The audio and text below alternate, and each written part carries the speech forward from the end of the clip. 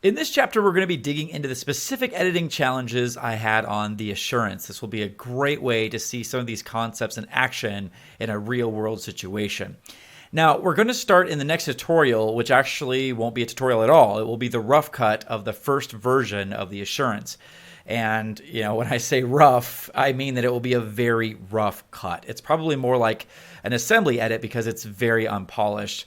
And I'm including this because most assembly edits and even rough cuts are very rough like this. They're hard to watch. Usually before showing Assurance footage in this training course, I'll apply some color correction or something so the footage is more watchable.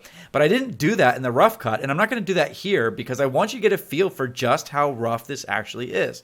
I mean, you have to learn to see past the lack of polish like this to see the story and the characters and the things that really matter. So there are no visual effects, no color correction, very little sound effects or music. It is absolutely rough. Now, as we'll look at later in this chapter, we ended up changing the story, so it's not great.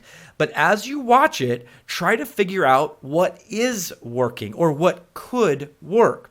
And for the elements that aren't working, what is it that's not working?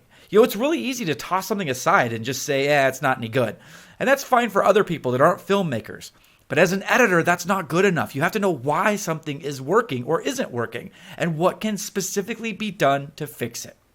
So keep that in mind as you watch the rough cut in the next tutorial. And the movies to follow will analyze what's there and see what can be done to make it better.